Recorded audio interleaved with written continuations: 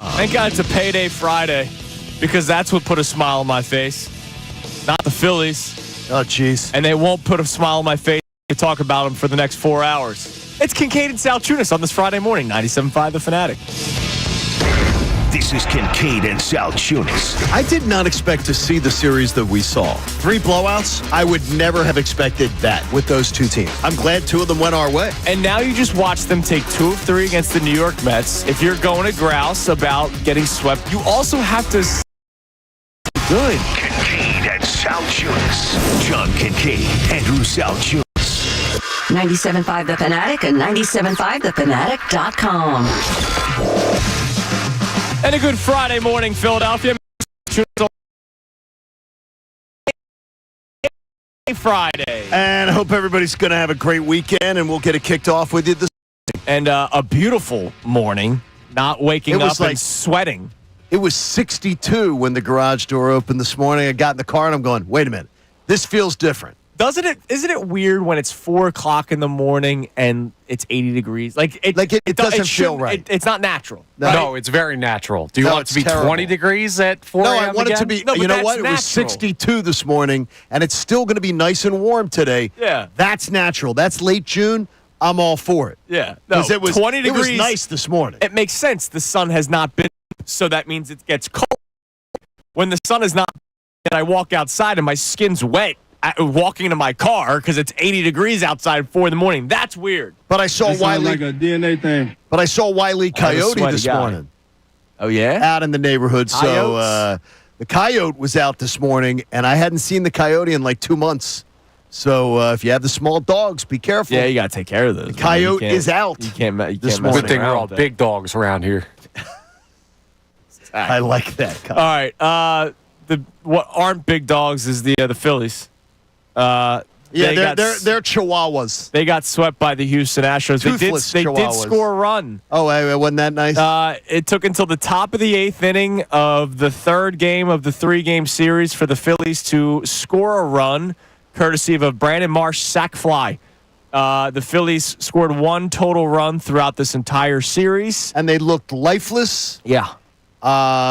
They thought about what's that? Revenge of the Walking Dead, whichever one of the spinoffs is. They could easily.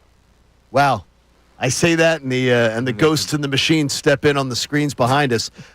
It was a terrible, terrible showing in Houston, and I never like to use the word effort, Andrew, but that was a poor effort.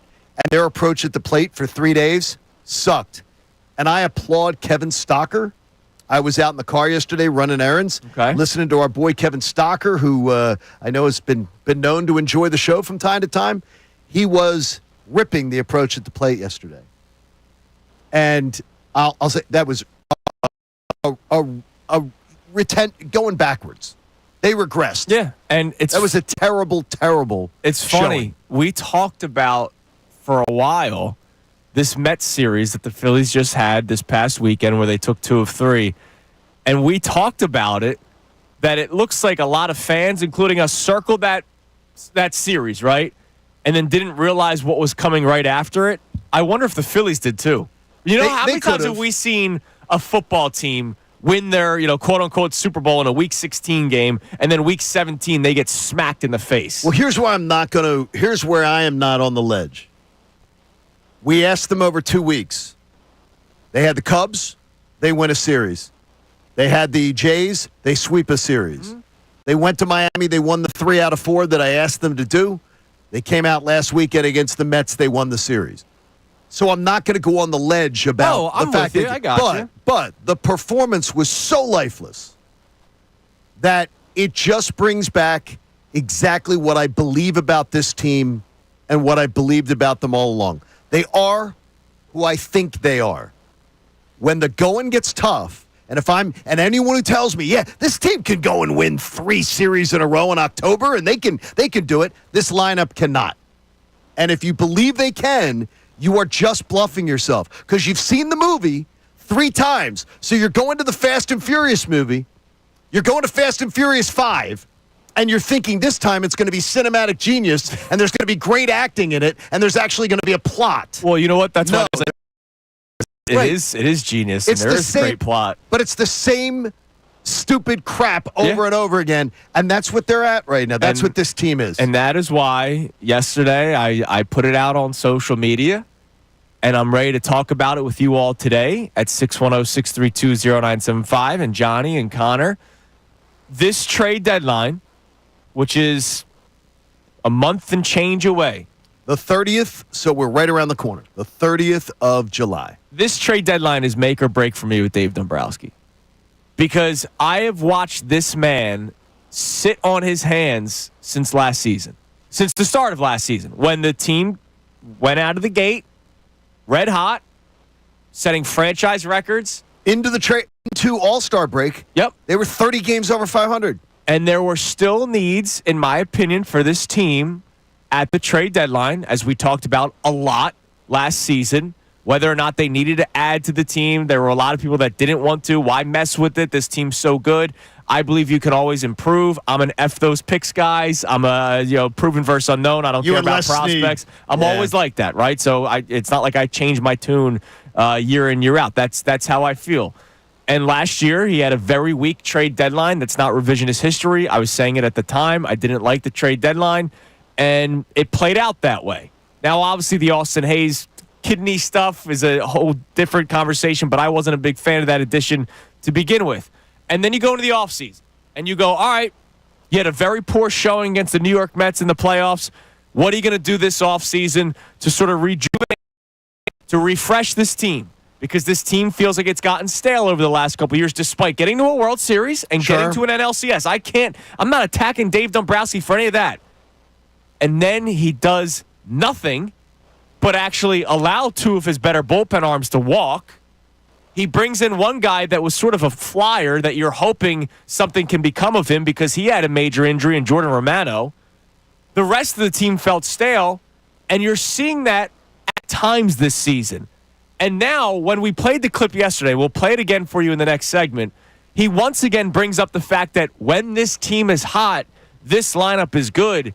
That scares the hell out of me that it seems like he's sort of in that mode right now as well. He believes they're going to be hot for like 3 weeks, 3.5 weeks before against the teams in baseball.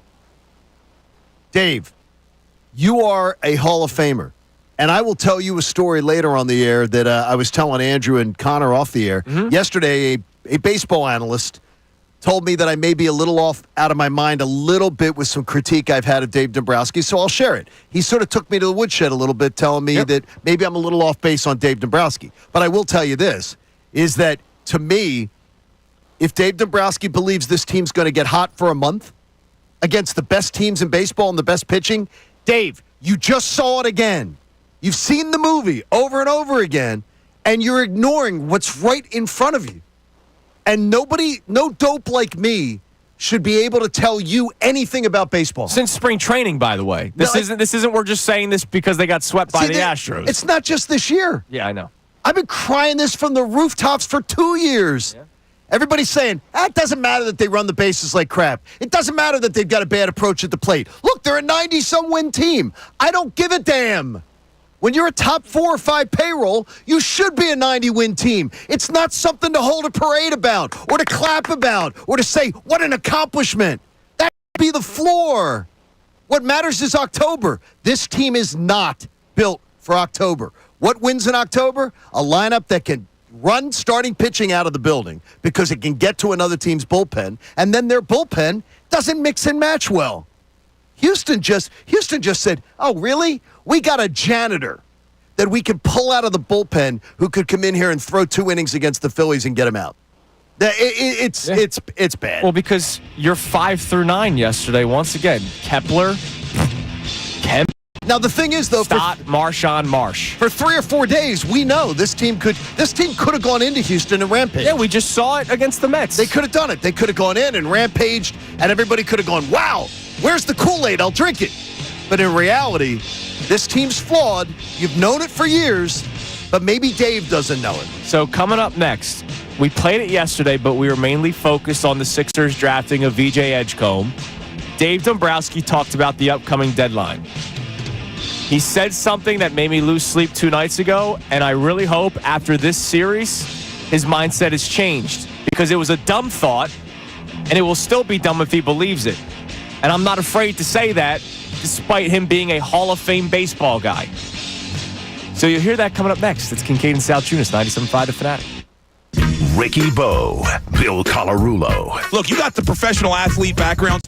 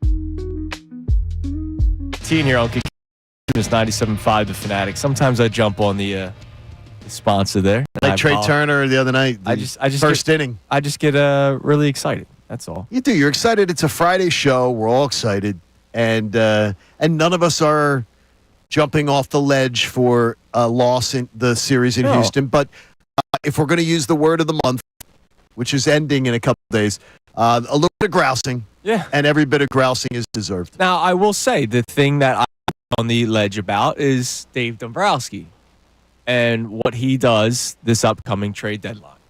And so yesterday we played a clip for you guys, but we obviously were very focused on the selection of VJ Edgecombe, and we'll talk more about the Sixers draft. What about the talk to him. Edgecombe? sometime.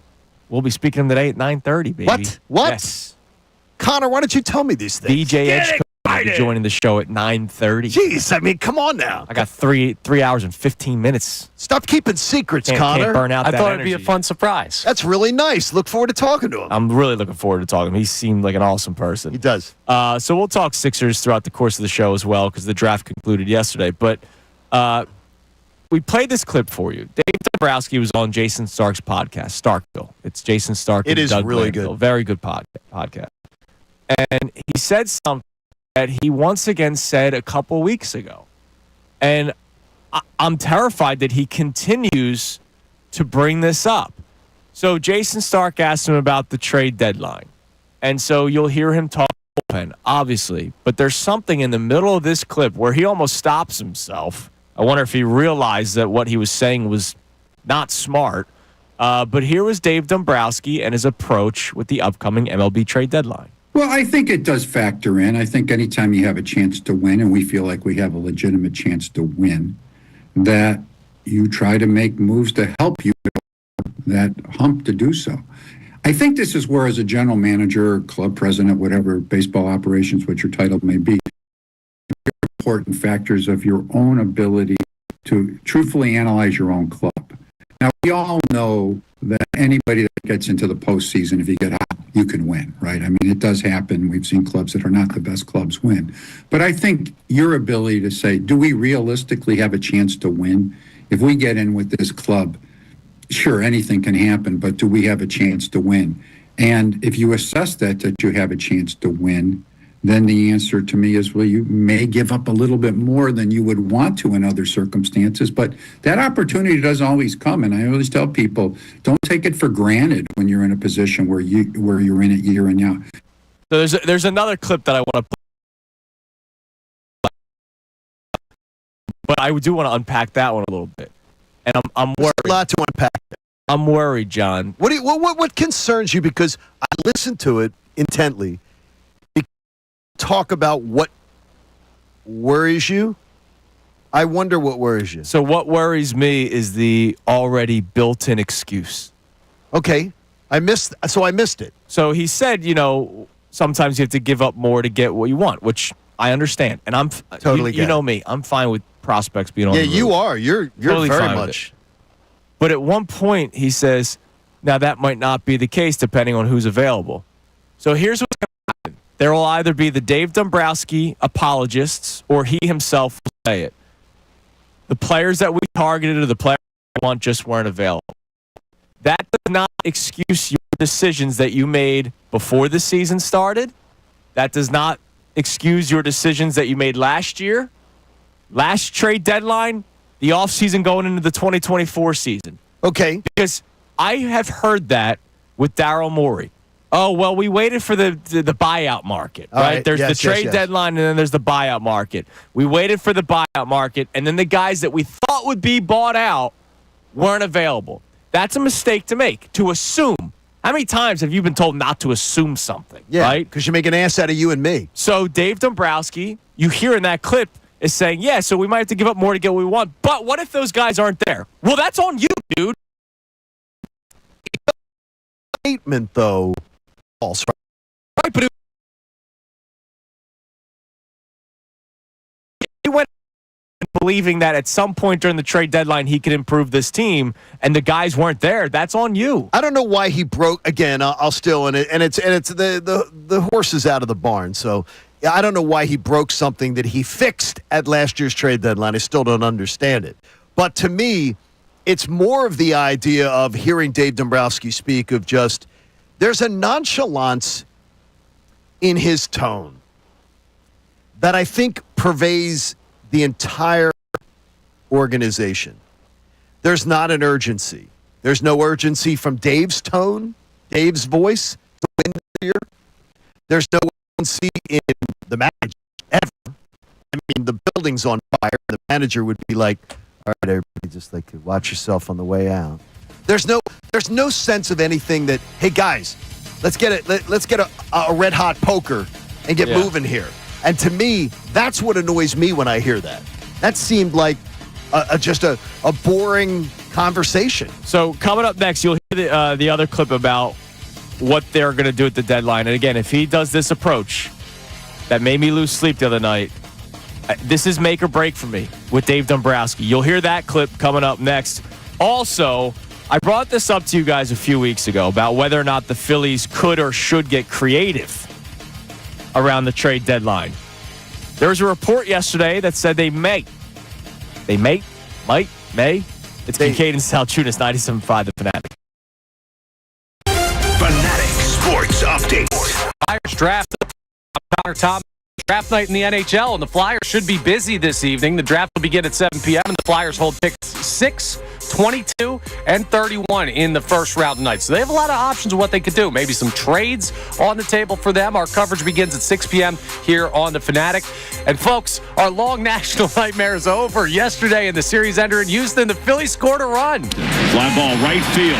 Smith going back. Tagging at third is Stott. Here comes the throw. It's going to trickle into Walker's glove, and the scoring drought is over. Now, unfortunately, they still lost the game 2-1 and got swept by the Astros, but maybe a step in the right direction. I don't know. The Phils now head to Atlanta for 3 against the Braves starting tonight. Hopefully, the offense will be better down there in Georgia. Game 1 is at 7:15. Mick Abel on the mound against Bryce Elder. The Sixers completed their draft last night, taking center Broom out of Auburn. He's the 2025 SEC Player of the Year, so maybe a backup big to Joel Embiid. We're going to talk to Jason Martinez coming up at 8:42 for a preview of the Flyers draft, and we're going to talk to Sixers first-round pick VJ Edgecombe coming up at 9:30. This update's brought to you by the local Ream Pro partners at thereamteam.com. When you want your home to feel like a dream, it has to be Ream. Stay cool with a high-efficiency AC system from Ream, RHEEM. Find your Ream Pro partner at thereamteam.com. I'm Connor Thomas, and you're listening to the home of the Sixers, Flyers, and Union, 97.5 The Fanatic. Vacation? Business trip? Don't worry. You can still hear all your favorite Fanatic.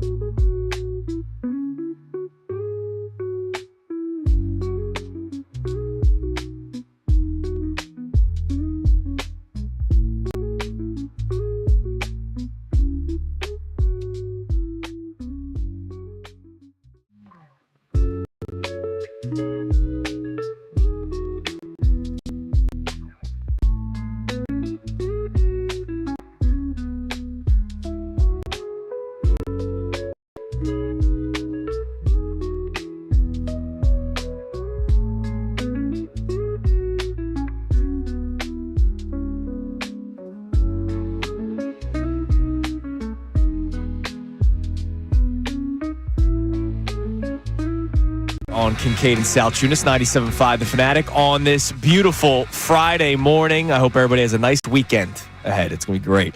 All right, so Dave Dombrowski was on Jason Stark's podcast the other day, and he said something that literally made me lose sleep 2 nights ago.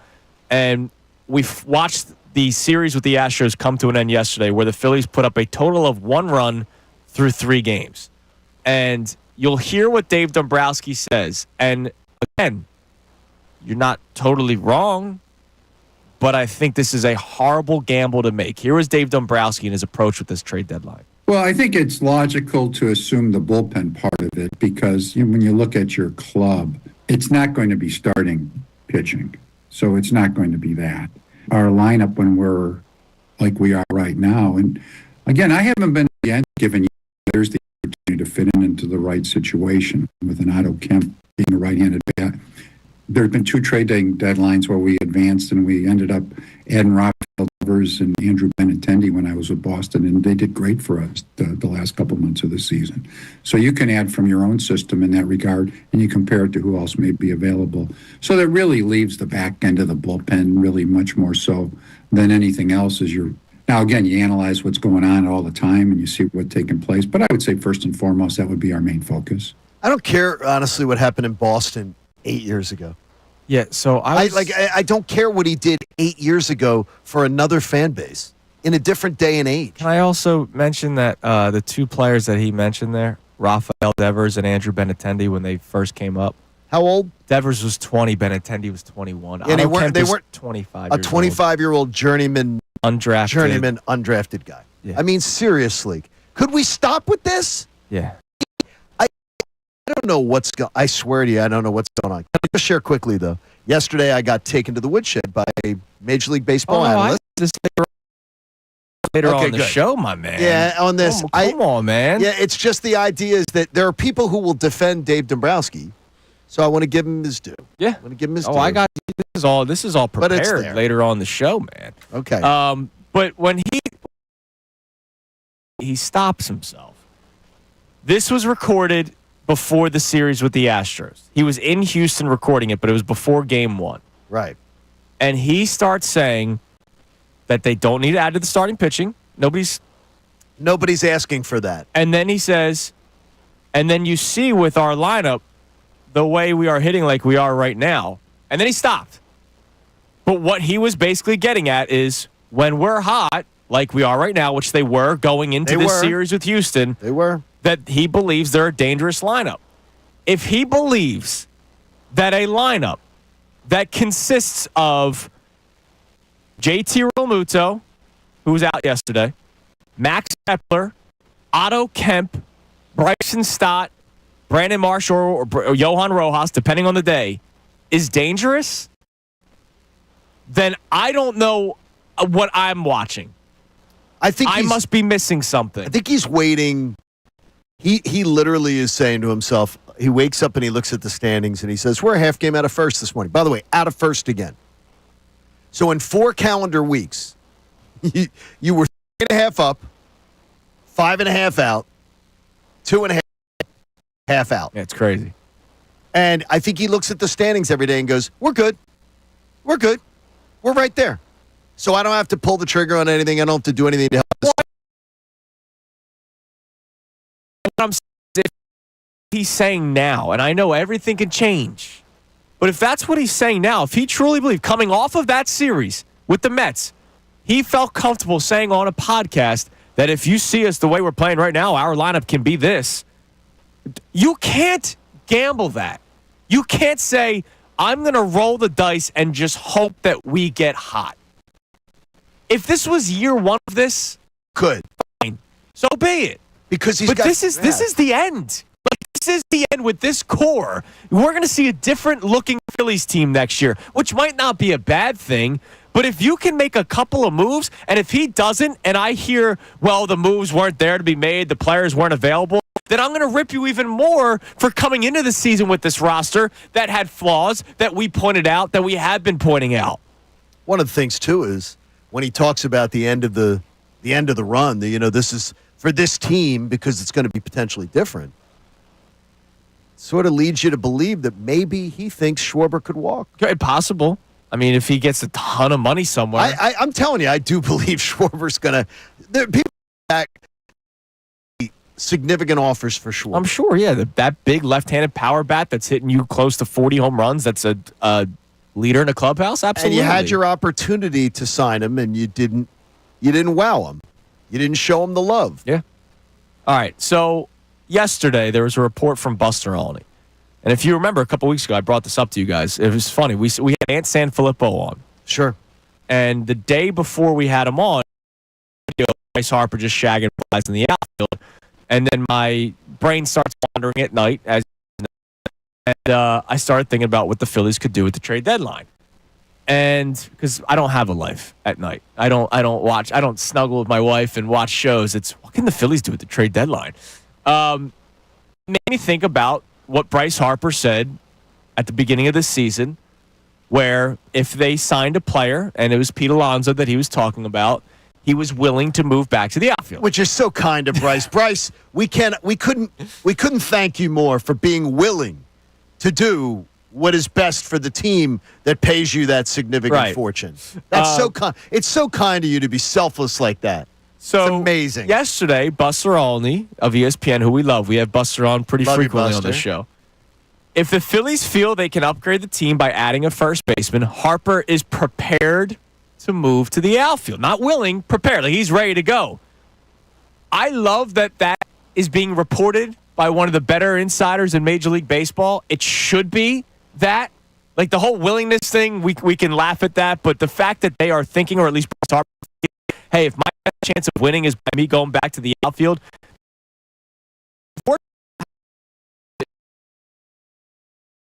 isn't that great?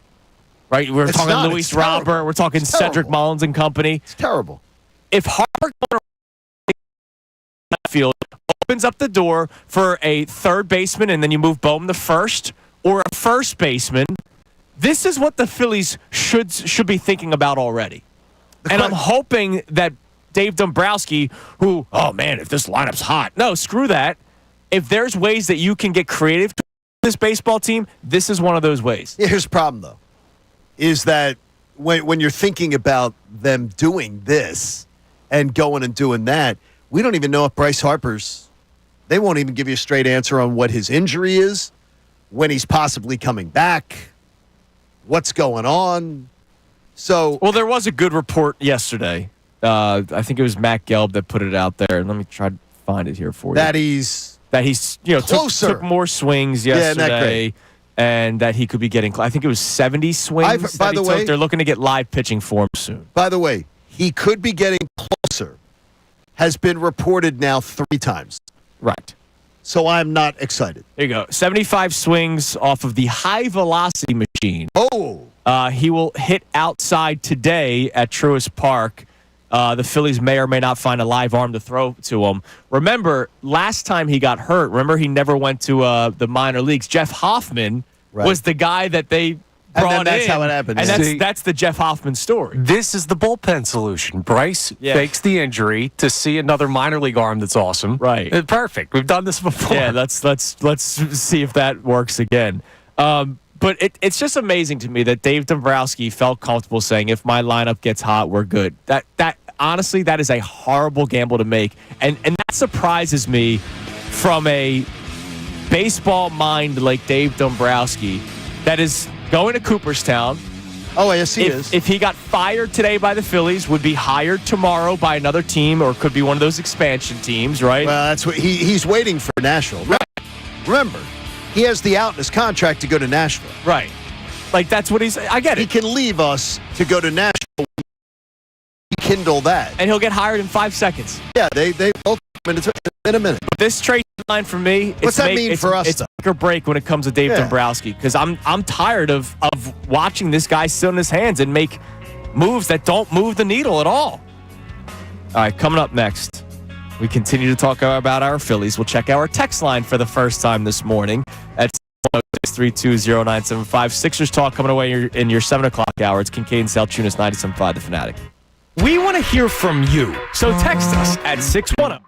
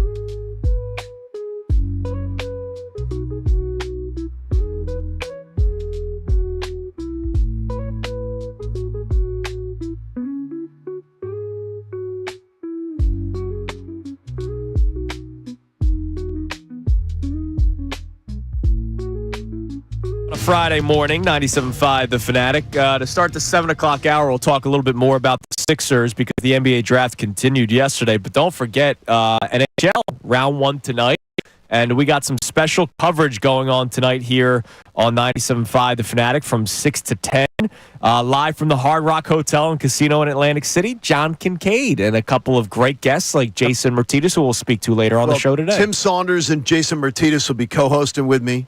We're going to let Tim Saunders, though, work the crowd a lot. Okay. So Mert and I are going to do the heavy lifting. I mean, Saunders is going to be there for his expertise and then hobnob with the crowd. He's good at that. He's going to be doing a lot of that. Kevin Cooney will be back here in studio helping to co-anchor, too. And then we'll have, before the draft begins, we'll have Dan Hilferty, Danny Briere, and Keith Jones. You mean they can't do the show while the draft is going on? No. In fact, Keith Jones has told me if I bother him during the draft, there will be issues. So there will be no bothering of him. Well, I'm glad that he sent you that text. No, I'm going to let Martinez bother him during the draft. Fair, because fair. what's he going to do? Bully the guy going through radiation? He won't have the guts. Oh, he also... Even Keith Jones won't have the guts to do that. Is he going to bully one of his coworkers? I'm really looking forward to it nobody tonight. would ever bully coworkers. Yeah, never. A sold-out event tonight, which I think, I'm not speaking for the Flyers, but this is pretty cool and one of the most successful draft night events that's being held across the entire league. As far as fans coming out for the event, Sold out the event. I have a feeling this event may become something that they do annually. Okay, I love that. And I was holding up the hat for our YouTube audience. This is the draft hat. Connor's sporting rocking it today. Connor's got it. It is a really, really pretty item, I would say, that is pretty sleek. Yeah, it's a nice draft hat, man. Looking forward. Nice draft hat. Absolutely. So it's going to be great. Speaking of draft, before we get to our text messages on the Phillies so far this morning, and I would like to get Connor's input on all this because you're very quiet back there today after the Phillies getting swept and scoring one run. Yeah, it wasn't a good series. You need me to break that down for you? VJ Edgecombe, 77? I love it. Because 77 is a Euro big, not a combo guard. 77. Now the reason why he probably picked 77 is because he wore number 7 in Baylor, and Kyle Lowry currently owns the number 7. And it's my wedding anniversary. Well, I know you like this. That could be 7-7. That's why you like it. I like it. It's for a guard though. Like, I think if he was playing tackle, I think it's fantastic. And you know what it tells me about the young man? He's unique. He doesn't care. I love it.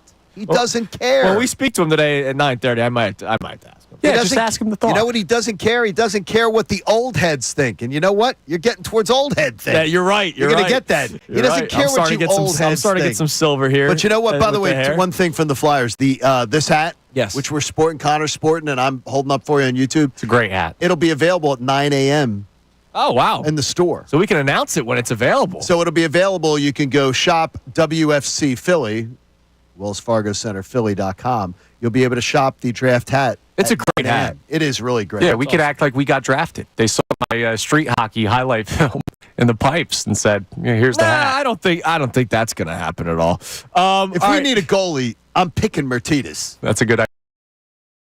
Drop by today, so it'll be great. We'll talk to him today at around 8:40. All right, Connor, your thoughts on what Dave Dombrowski? We were so busy yesterday that we were all over the place.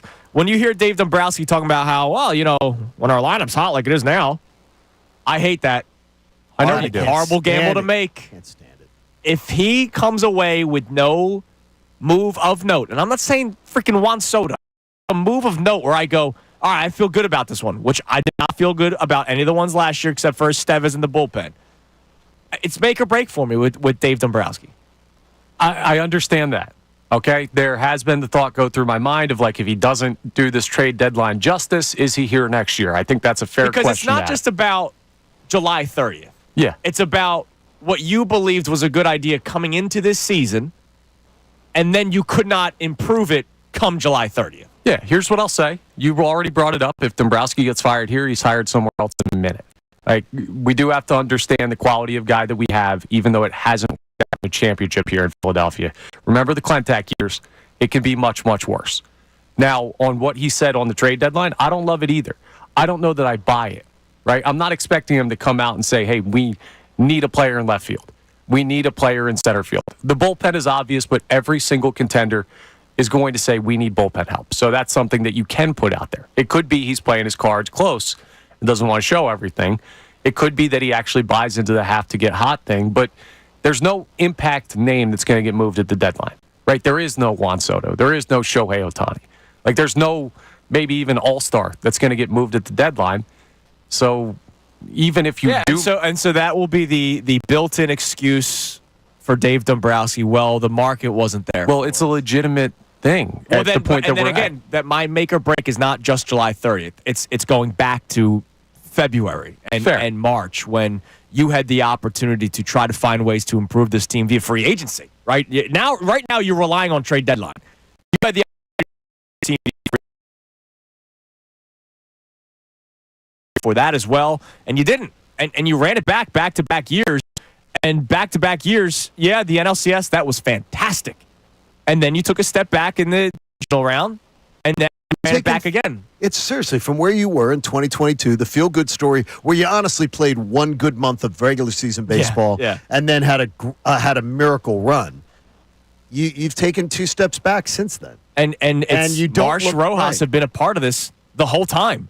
Bryson Stott has been a part of it the whole time. And look, I thought Bryson Stott, I'm not afraid to say when I'm wrong. I thought Bryson Stott was going to have the resurgence this year. So did I. And he's not. I'm wrong. But everybody else we've been kind of spot on about.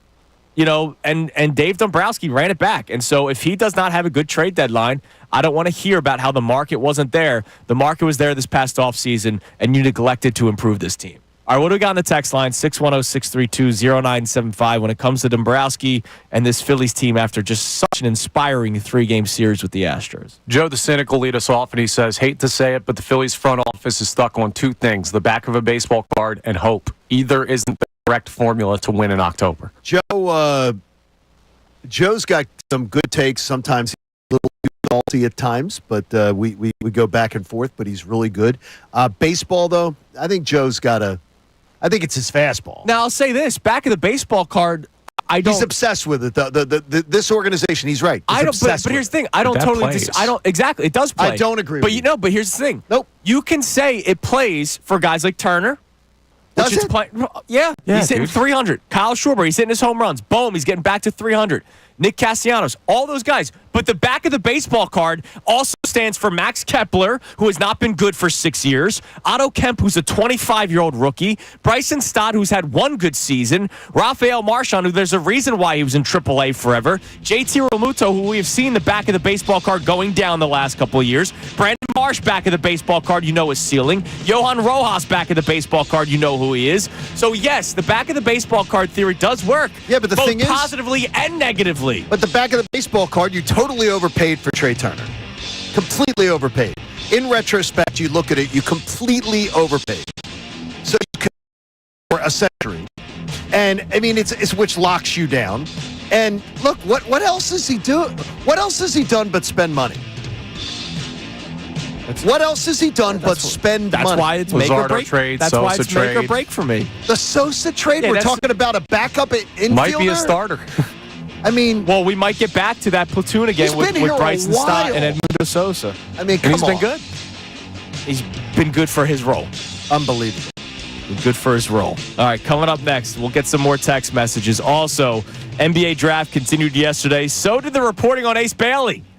Maybe we may now know why the Sixers didn't draft him. It's Kincade Salciunas, 97.5 The Fanatic. Fanatic Sports Update. The Flyers hold 3 picks tonight. I'm Connor Thomas, and it's draft night in the NHL, the second draft of the week. The Flyers should be busy this evening. Draft begins at 7, and the Flyers have picks number 6, 22, and 31 in the first round tonight. So there's a lot of options. They can select 3 players, make some trades. Our coverage begins at 6 p.m. here on the Fanatic. We also have the draft party down in a great. Not so much, but we did have a big-time moment yesterday. Listen to the call on NBC Sports Philadelphia. The Phillies, they scored a run. Fly ball right field. Smith going back. Tagging at third is Stott. Here comes the throw. It's going to trickle into Walker's glove, and the scoring drought is over.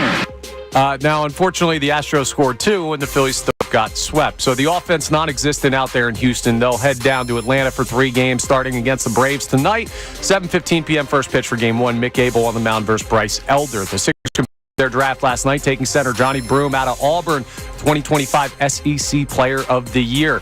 We'll talk to Jason Martinez coming up at 8:42 for a preview of Flyers draft talk. VJ Edgecombe, the Sixers' first-round pick, joins us at 9:30. This update's brought to you by the local Ream Pro partners at thereamteam.com. When you want your home to feel like a dream, it has to be Ream. RHEEM. Find your Ream Pro partner at thereamteam.com. I'm Connor Thomas, and you're listening to the home of the Sixers, Flyers, and Union, 97.5 The Fanatic and 97.5thefanatic.com. Philadelphia sports. Touchdown! Saquon Barkley into the...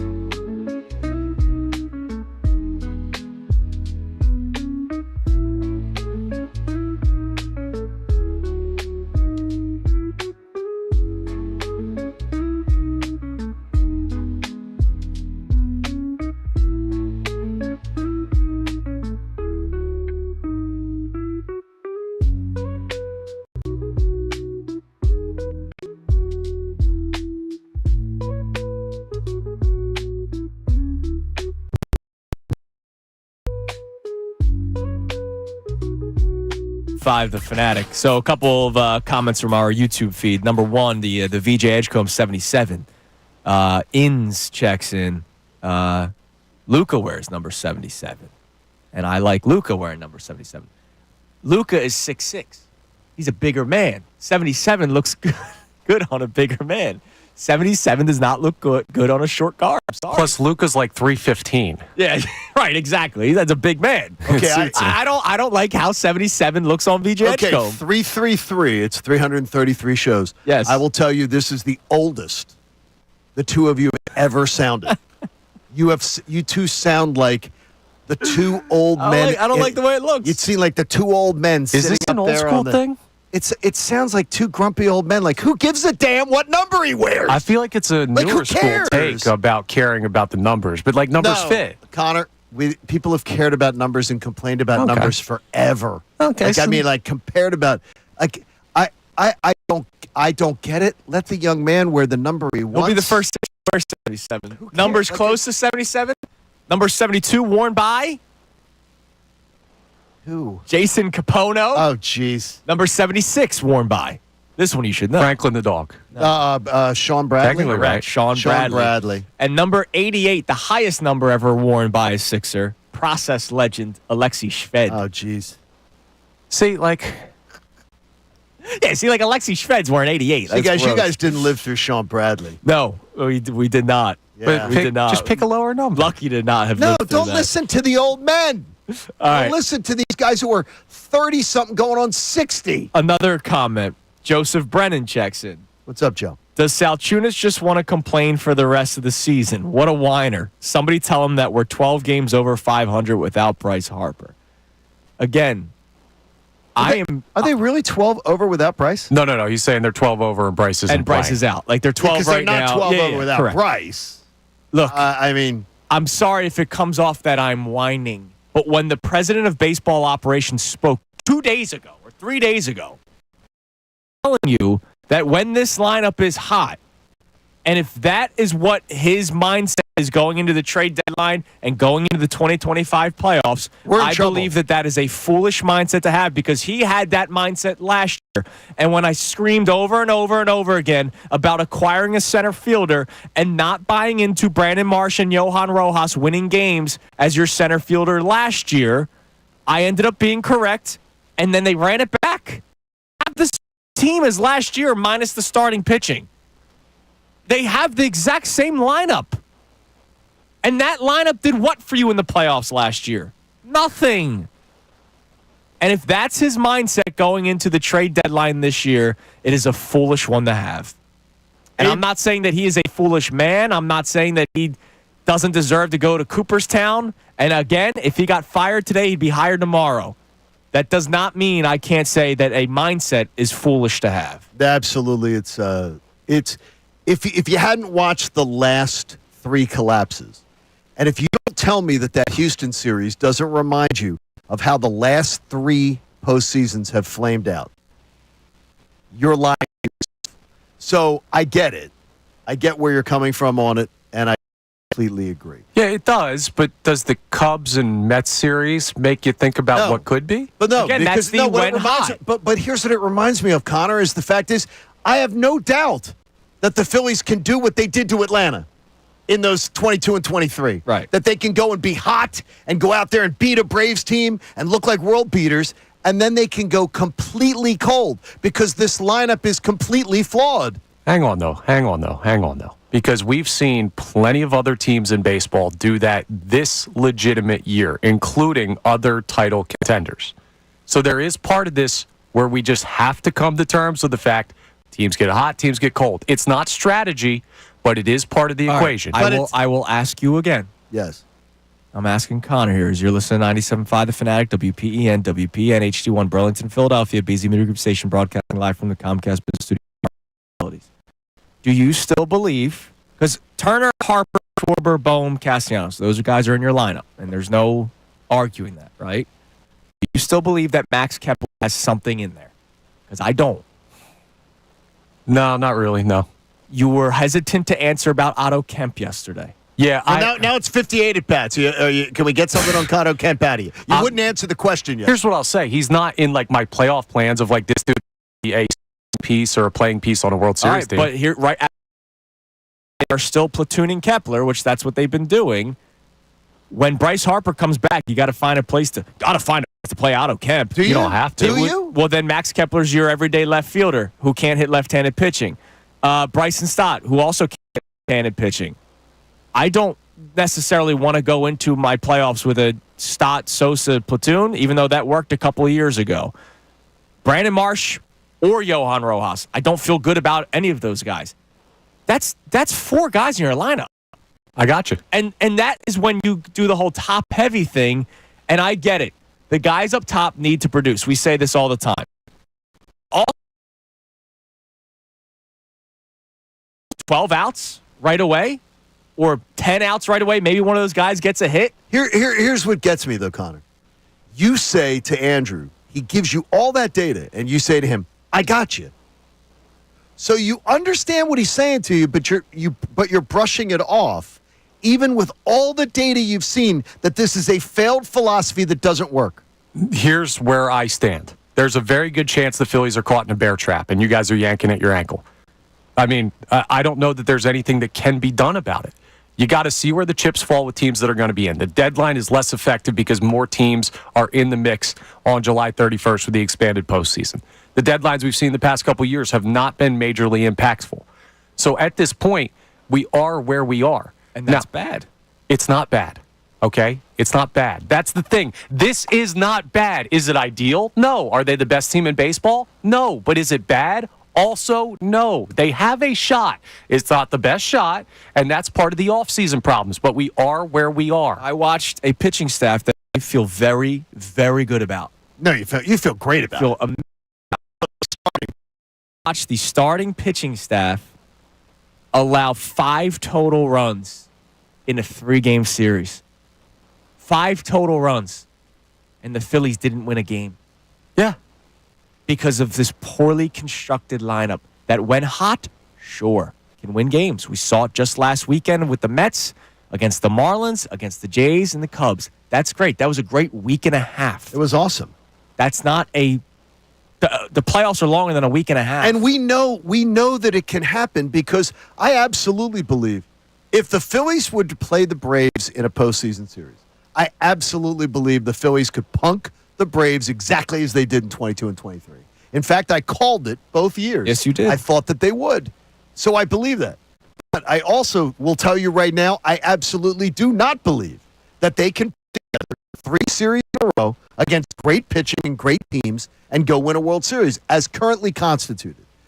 I'm willing to suspend belief that Dave Dombrowski is going to go and do what needs to be done to fix this team because I just don't believe that there is a I don't believe that the players are out there to be bought. Yeah, and then ends up being the built-in excuse for Dave Dombrowski that the market wasn't there. But I will not forgive him for not approaching the market the way that it was during the offseason. Here's what we got to do though: is you got to get that's something for us to discuss. I think now, and I think this is where the I forget was it Joe? Yeah. On the YouTube Calling you whiny. I think this is where Joe Brennan. I think this is where Joe Brennan's. I think Joe Brennan. Joe Brennan. I think this is where Joe Brennan's coming from. If I'm channeling him for a minute, I think he's saying, "Okay, Andrew, you're beating us over the head with that. We get it. There's nothing that can be done about what Dave Dombrowski didn't do last offseason. We get it. He's probably pissed about it too. Let's move on from that, and we'll talk about that at the end of this season." Let's talk about what's going on now. That's exactly where I'm at. Well, and that's why I said trade deadlines and I think that's make fair. or break for me. And that's fine. That's also fair. Then that's also fair. But I think like relitigating last offseason, I do it sometimes. The horse is dead. We got to move on from that and talk about what can be done. And what can be done? I also though don't know what can be done. And if you're talking about if I see one more Phillies fan or one of these Phillies fan accounts talk about Luis Robert, or you got to go to Baltimore. There's a center fielder who can help in Baltimore. No, there isn't. You don't watch baseball. You haven't watched baseball in years.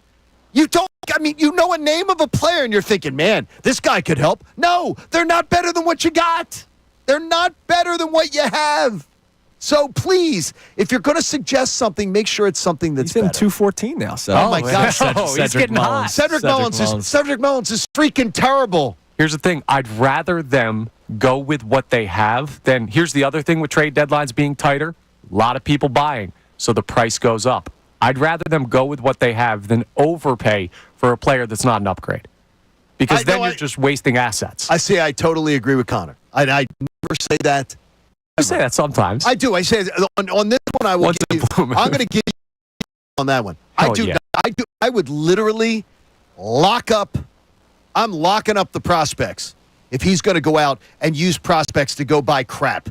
I don't want him going to Pickers. What's that show where they go to the empty garages and they go in and they find Storage Wars, and they buy Pickers crap man. out. I don't want that. Don't want it. All right. Sixers last night. The NBA draft continued yesterday, round 2, because it's now a 2-day event. I told you I would watch. I made it through the Sixers pick, and then I was done. Then you were done with it. Yeah, I was done. I didn't continue watching. Fleming, the player that a lot of people wanted out of St. Joe's, the Suns actually traded up for him, so he was gone with the very first pick of the second round. The Sixers selected with the 35th overall pick Janai Broome, who is a big who came out of Auburn, played at Morehead State before he transferred to Auburn. So he's a 6'9" kind of physical beast that can do some decent things with the basketball on the offensive end. Curious to see how his game translates at the NBA level. He's 22 years old, so it's not like he's a freshman coming into the NBA and people were clamoring to get him. There's a reason why he falls to the second round. Also, because he's older, that's part of the reason why he falls to the second round. I'm intrigued. I thought going in different directions. I will say this. Selecting Janai Broome tells me what they think about Adem Bona, no matter how much Daryl Morey has been trying to him. I know I saw footage recently of Adem Bona working on his outside shot. Maybe they're going to try to turn him into some sort of stretch 4. But by everybody that has talked about Broome is that he can step in right away and be a backup 5. I do not understand. Last night I heard it, and I heard Kevin Cooney was on, and he was playing. He was doing a really good job of playing the devil's advocate, of giving the positives and the negatives that he was hearing from people about the pick. I would suggest that Sixers Twitter last night, there were people who are just trying to be negative on the Sixers, because I could tell there's a lot of people who never watched this young man play. No, negative on the Sixers. No, but I mean, but there were a lot of people who were showing their backsides last night on Sixers Twitter that obviously have never watched SEC basketball. That's where this team is, though, man. Consensus first-team All-American, Sporting News Player of the Year last year. This is a guy that absolutely has potential and upside to help this team. Now, and you're as a backup big. Right. You're not bringing him in as a starting stretch 4. A backup big who has to learn, who has parts of his game to work on. Absolutely cool with. I love this pick. Love it. Yeah, couldn't be happier. I don't know if I'm going love, but sure. No, I am. I love this pick for where it is. All right. For where they got him, sure, I love it. All right, coming up next, the latest on Ace Bailey. I understand, because we do it too. It is hard for us to want something without necessarily knowing facts. So John's going to tell a story about some baseball nuggets that he got yesterday. I got taken to the woodshed. But this also works with our conversation about Ace Bailey, because there was a pretty damning report for the people that, well, you should have just selected him anyway. It's Kincade and Salciunas, 97.5, The Fanatic. Ray Dunn, Mike Missanelli. The Phillies are third.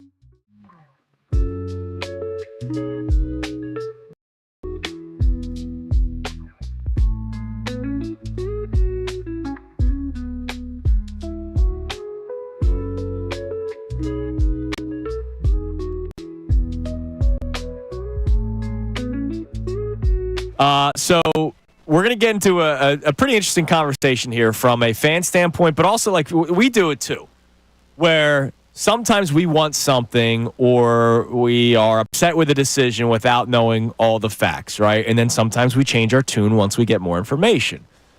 So yesterday, ESPN was talking about, sort of the aftermath of round one of the NBA draft, preparing for round NBA draft.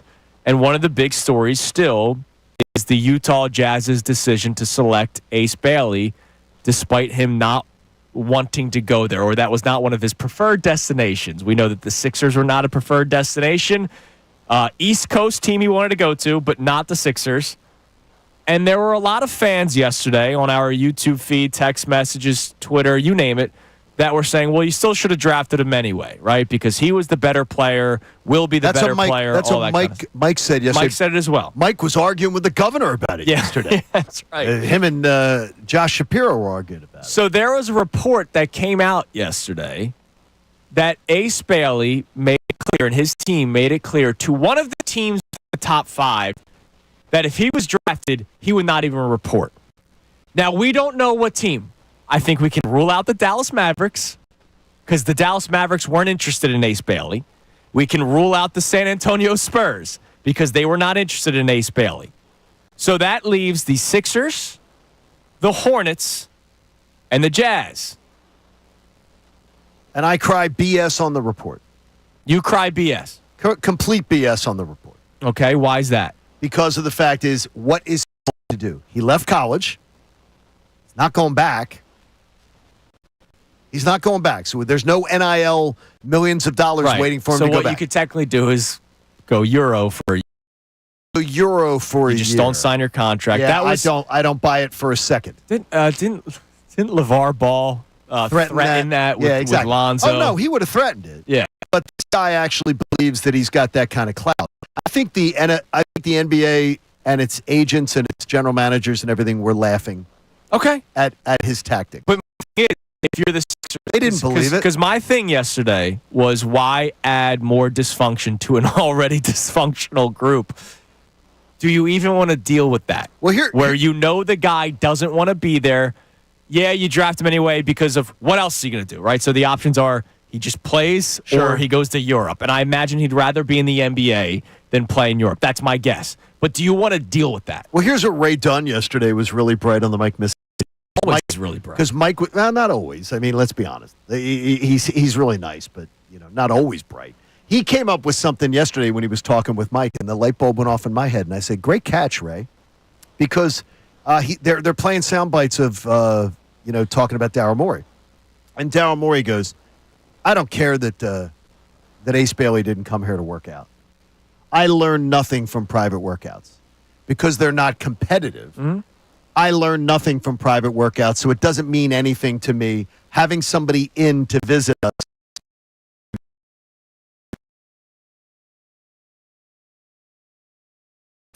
Here's Daryl Morey saying, I learned so much about Edgecombe because of the fact that I got to hang out with him and have dinner with him and poke his brain. It was incredible because that really won us over to him. And Ray's like, well, which is it? Because it's one or the other. Yeah. You either learn a lot about people or you don't. And it was a great catch. That was probably the same two clips that we played yesterday. And it was a great, but I didn't catch it. Like, I didn't catch the contradiction that Ray caught, and I thought it was really good stuff. That's what I said that the second clip, I'm pretty sure Ray played the same too, where I think he told his real answer in clip 2. And I think he just was I think Daryl Morey is a kind man. Yeah, he did the political answer when he was asked about Ace Bailey, but then I think he gave his true statement, and I do believe there was some read between the lines within that very next clip to Ray's point as well. I think he is not going to, I think Daryl Morey is a class act and is not going to trash a young man. And I don't think Daryl Morey wants his reputation in basketball to me. I'm out here trashing 18-year-old kids. No, his reputation is that he's a liar, according to James Harden, who puts that on a damn sign at a party. And you know what? James Harden's reputation is being gagger. He's a gagger. So coming up next, you have a little bit more to this conversation. Yeah. Now, I use that for yesterday, sort of tie the bow on yesterday's discussion. Even the Ace Bailey, VJ Edgecombe thing will be for years to come, right? Because it's not to the extent of Earl Thomas and Brandon Graham, but that's going to be or Kyle Hamilton, Jordan Davis. We're going to watch Ace Bailey and VJ Edgecombe and see what the two of them are doing. And that's just the way it is. For the rest, if Ace Bailey becomes a star, that's a perennial all-star, this is going to hurt in a big way. right. It's going to hurt. So you have something on the Phillies and a certain trade that was made in the past and your belief on a player continuing to get opportunities. It hurts because yesterday, BTA, a buddy of mine who's a Major League Baseball analyst, took BTA to me yesterday and said, I think you're a little off base on Dave Dombrowski. All right, so we'll hear that from Johnny next, and then you'll hear from Jason Stark because he too is talking about prospects within the Phillies organization and when we might see them. It's Kincade Salciunas, 97.5 The Fanatic. Fanatic Sports Update. Second draft of the week. I'm Connor Thomas, and it's draft night in the NHL this time. The Flyers should be busy this evening. The draft gets going at 7 p.m. The Flyers hold picks numbers 6, 22, and 31 in the first round tonight. So they have a lot of options of what they can do to add to a young rebuilding squad. Our coverage begins at 6 p.m. here on The Fanatic, so we'll keep you updated on everything surrounding Flyers draft night. Our long national nightmare is over with the Phillies, at least in the run scoring category. Here's what it sounded like on NBC Sports Philadelphia when they scored for the first time in 26 innings yesterday. Fly ball right field. Smith going back, tagging at third is Stott. Here comes the throw. It's going to trickle into Walker's glove, and the scoring drought is over. And yet they still lose the game 2-1. They get swept out of Houston. It was a nightmare series out there in Texas. Now the Phillies will head to Atlanta for 3 games against the Braves starting tonight. Game 1's at 7:15 p.m. Mick Abel against Bryce Elder, the pitching matchup. The Sixers completed their draft last night. They took center Janai Broom out of Auburn in the second round and picked 35 overall. He's the 2025 Player of the Year. We're going to talk to Jason Martinez coming up at 8:42 for a Flyers draft preview. VJ Edgecombe, the Sixers' first-round pick, joins us at 9:30. This update's brought to you by Moyer Indoor Outdoor. Lead and get a jump on a lush green lawn this spring right now. Go to eMoyer.com for free estimates. I'm Connor Thomas, and you're listening to the home of the Sixers, Flyers, and Union, 97.5 The Fanatic and 97.5thefanatic.com.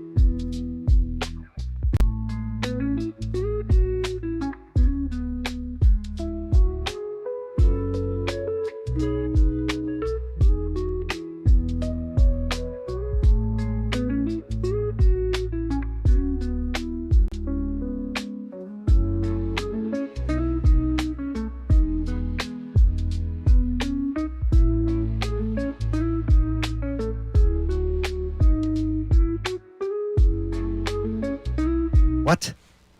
What are you talking about? So we have the little putting green out there. Okay. Near a desk. And I was like, what's that on the desk? So back in the day, Johnny, Connor, I don't think you ever had to deal with this. Did you ever have to do anything with CDs here? No. Everything's been automated, right? Wow. How long have you worked here? We were still doing CDs. Remember, you know that the 888 free, the free winter show during the football season, they used to all be CD. We would have to Right, come CD in. shows, We'd right. have to come in and hit play. Absolutely. You'd have to put it in slide it in the little thing, and So Sunday mornings used to be here at 5 a.m., whereas now it's 9, I think. and But you'd anyways, have to time it perfectly. Yeah, you had it literally on Connor, the you'd have dot. to time it perfectly. And now I was the tail end of that, right? So you experienced that a lot more than I did. I had to hit carts. Oh yeah, that's even more. I used to have to that's- line up commercials by carts, Damn, you guys are like old. 8 tracks. Yes. Well, when you're here for 11 years, that adds There to you it. go. Go on. I found 9:50 a.m. ESPN CDs, the Brian Westbrook Show, September 8th, 2008, You want to pop it in? Wow. Hear what and they were talking September about? 22nd, 2008. Wow. Not only do I have these two 9:50 a.m. ESPN CDs, for whatever reason, we have a binder Of all of them? of the 2012-13 Sixers season and Hell all the yeah. games. Okay, that's fantastic. Look at every single. Who left that out? I don't know. Okay, I'm like, how am I gonna do with this? Pop it in Carlos the Civic and listen to Sixers Pistons from December 10th, 2012. thing is, I would think you'd be a dork enough to do it. You know Relive the what? glory days. I would do that. Just to hear it, you'd be like, "Oh, I remember him." Hearing about Thaddeus Young. I Thaddeus remember Young would that. have still been on that team, right? That's Here, that's, Tom- That's still that era. Tom McGinnis is worth the price of admission. I can't believe why this randomly was out there is amazing to me. But it fires me up. All right, that's the stuff that gets me going. Very boring. I like it, though. Yeah, my hobbies are just happiness, man. That's my hobby. All right, Johnny, tell us about your conversation, as many people have already guessed on YouTube with Frenchie. Have guessed well. I'm just going to tell you that I was brought into. I've been, I will text with analysts or executives that I know when I'm use the June word grousing about what I'm seeing. But I was getting a little grief yesterday about the Phillies' struggles, saying, "Man, what's going on? How do you go from the Mets series to that?" And I was complaining about the fact that they haven't corrected center field. I think that's a very fair complaint to have. And I don't know why Justin Crawford is up here. He's 21. He should be up here. He's succeeded at every level.